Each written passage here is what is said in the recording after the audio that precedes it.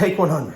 Got my dip, got my shop spittoon. I'm ready to go. Welcome back to Big Country Customs. I got my price breakdown on my flags right here on this here piece of paper, shop paper. And this video, we're gonna go into detail. I think this is gonna be part 2 of a 3 series of videos because they are getting pretty lengthy. Never know, might have everything in this video. Stay tuned to figure that out.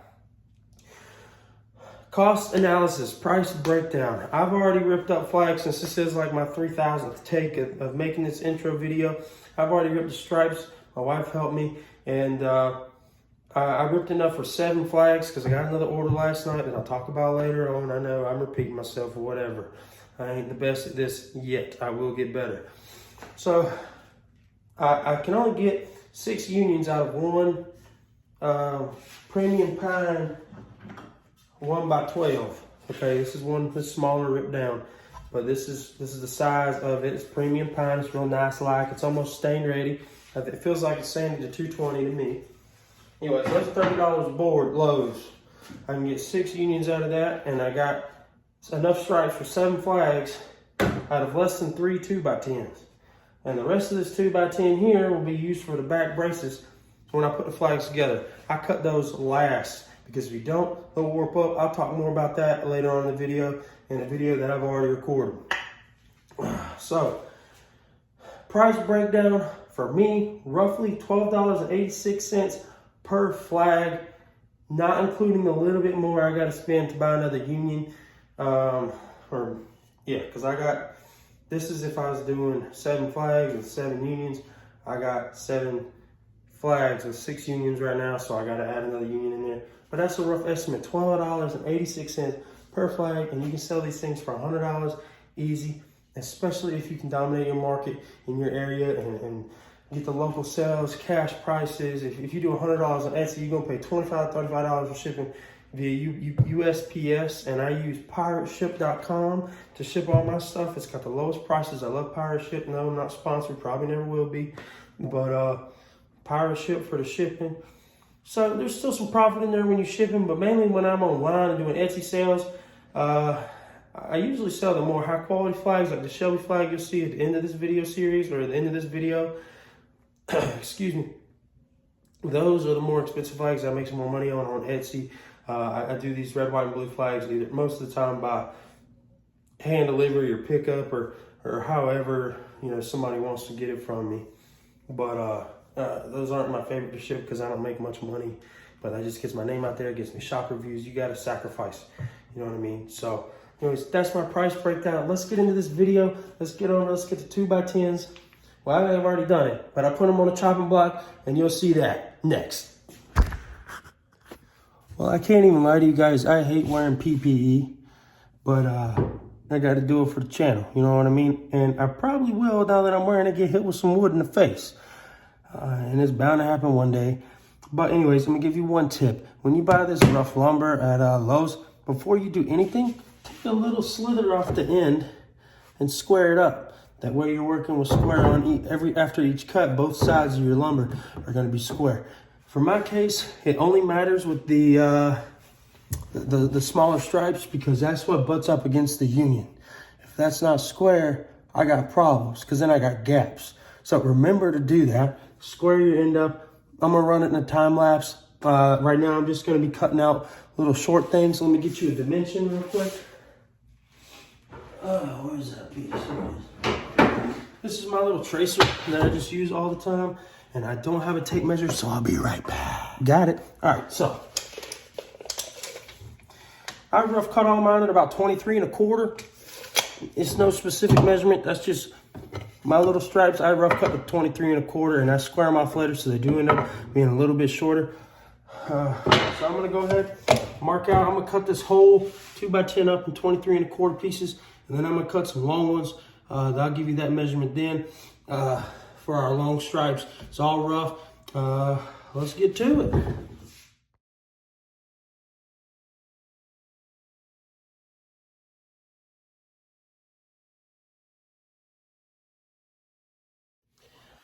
All right, now to the big stripes. Make sure you check all this lumber for staples. You don't want to hit a staple on carbide tooth, you can mess it up. I just poured one staple out of this one. And let me see if I can get you guys a measurement on a long strike. This is my little rough guide here. We're looking at, I cut it at 3 feet even. So 36 inches on the dot for these.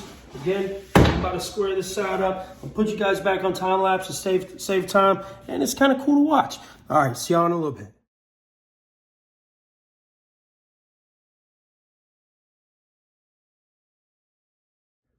All right, I don't know if you guys caught that or not, but I experienced a pretty big kickback on one of these cuts.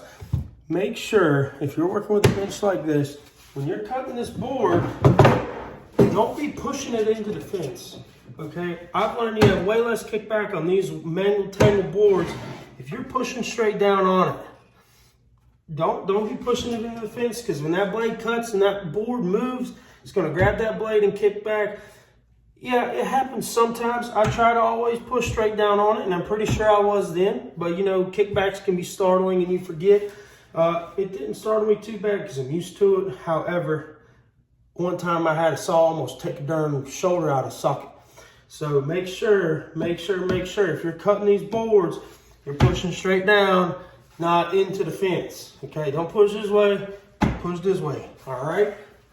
Big country tip. All right, I got the old shop box hooked up. If you don't, man, this thing gets clogged. You'll start shooting chips out the back, messing it up. But you gotta have a dust collection system on a big joiner like this.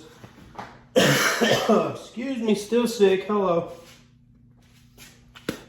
But, so what I'm gonna do is I'm gonna join one edge, and I am gonna pick the cleanest edge. It doesn't sound correct, but I always have about this much left over on the last rip, so it's trash anyway, so I leave the worst edge unjoined. All right, I'm gonna join these edges, not because I'm joining the flag pieces together or anything like that, but because it gives me a nice flat edge to reference when I'm working on the table saw, pushing it through. Keeps the blade from getting binding or whatever. If you don't have a joiner like this, that's okay. You can still run your wood through your table saw, just be very careful. This, for me, just makes things a whole lot smoother, a whole lot easier, and it's the big country way.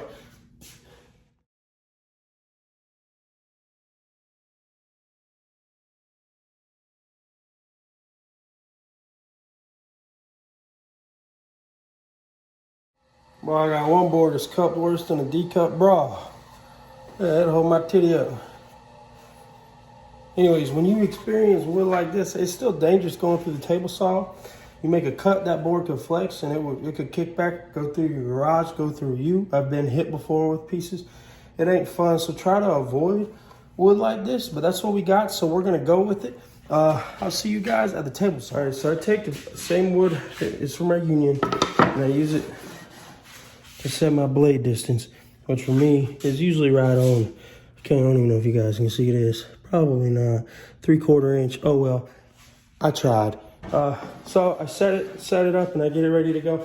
I already know that I'm gonna need to cut out more of these, unfortunately, but that's okay. I'm gonna do that off camera. I'm not gonna waste your guys' time. I'm just trying to make a decent video, you know what I'm saying? For the fam, the big country fam. So let me get you guys set up on time lapse. I'm gonna get the table saw set up. I usually set the blade right above where it's gonna be cutting. Don't have it 2 inches above your material. That's dangerous. Okay, I'm gonna get over here and get to pushing. See how they. All right, real quick, what I was talking about is I put the blade literally right over that thing. If you don't have one of these and you have a table saw, you are wrong. Look them up. They're called Grip or GRR Ripper. I'm telling you, this is awesome. You'll see me use it, do every single one of these stripes. Super easy, adjustable. There's a piece that goes on the side for small stock, and it will go up to, you see that little side piece right here? I think that's an 1/8 inch on the other side of the saw blade for super small cuts. So if you don't have one of those, you're wrong. But let me get to ripping. I'm gonna start out with the old bra here, and wish me luck.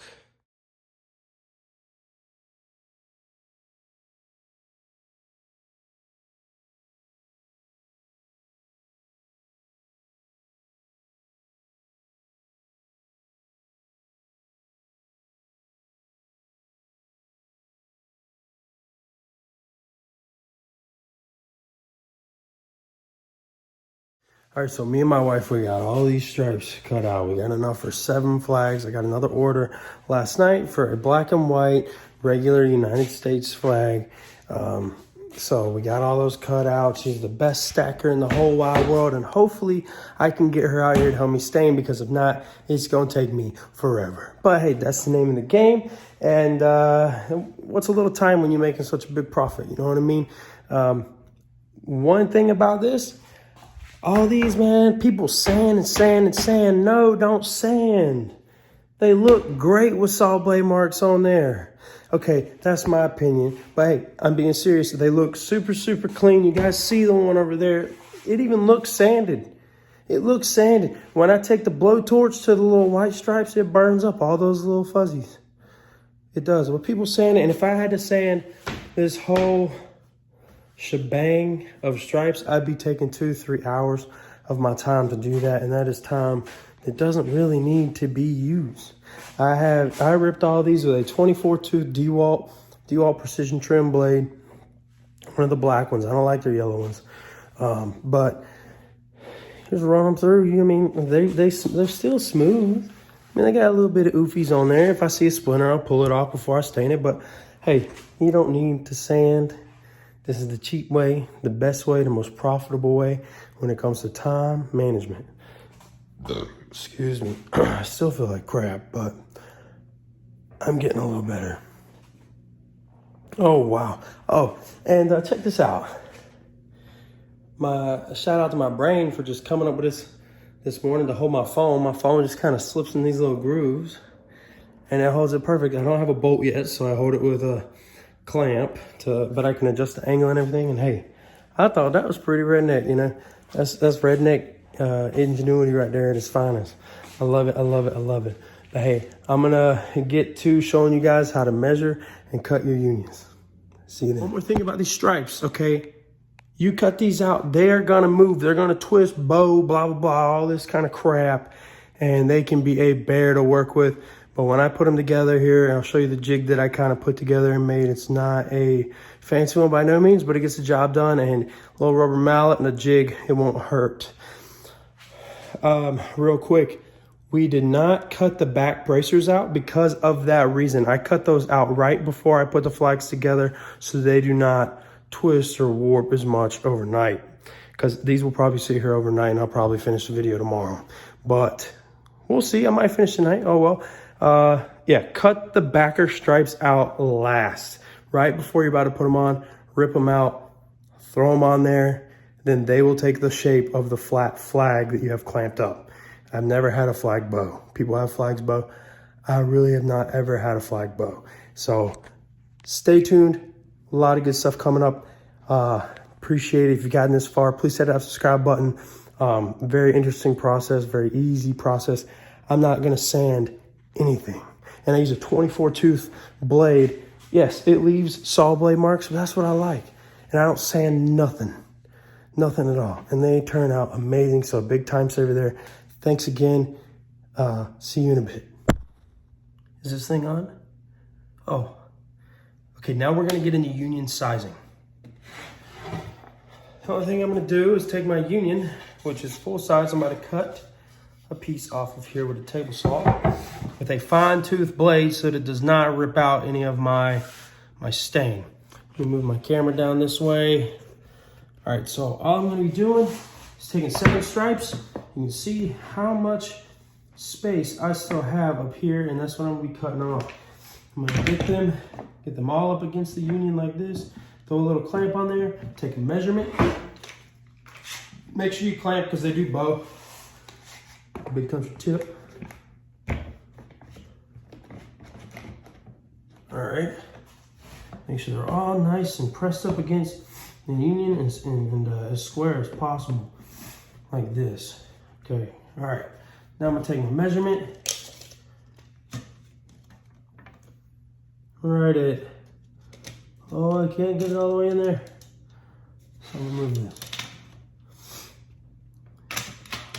So for this one, we're at 10 3/8. Like I said, every union is gonna be different. Every single one of them is going to be different. We're at 10 3/8, so that's what we're going to cut this union here for. I'm going to do them all over time lapse. Hope you enjoy.